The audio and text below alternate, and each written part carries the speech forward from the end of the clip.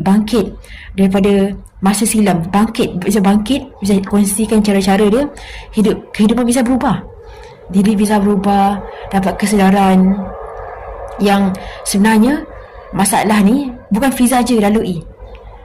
Kita kat dunia ni berapa puluh bilion juta orang lalui, hadapi benda yang sama, masalah yang sama. Tu banyak kes-kes sekarang ambil cara mudah, ambil benda terlarang, ada yang sampai bunuh diri.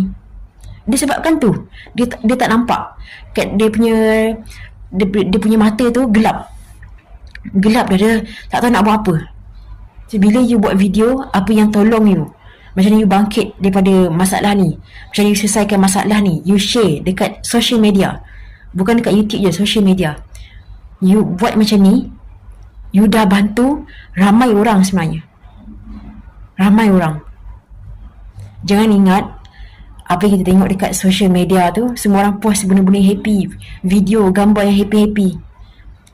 Bila diorang dah post video ataupun gambar tu, lepas tu apa jadi kat diorang? Selalunya sedih. Kadang sedih, bergaduh, ada benda yang tak expect jadi. Apa yang diorang post dekat social media tu, benda sekejap je, mungkin 5 minit dalam sehari tu. Dalam sehari tu ada berapa jam? 24 jam.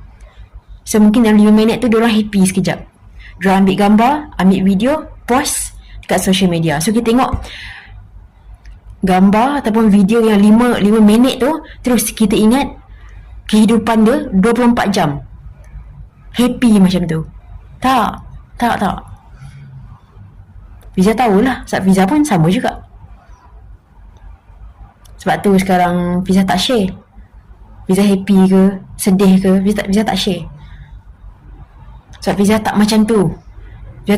Kadang ada sedih, ada happy. Contoh kalau nak buat video, nak start buat content dekat social media, tak kisah, buatlah. You tanya diri sendiri, apa yang benda tu yang tolong diri you, buat you bangkit, buat you jadi diri you sekarang. Mungkin sekarang you dah happy sikit, dah tenang sikit.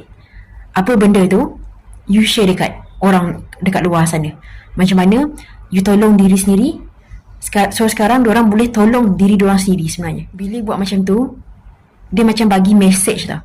Bagi message dekat orang luar sana, dekat orang yang tengok video you, yang dunia ni, semua masalah dekat dunia ni ada jalan keluar, ada solusi.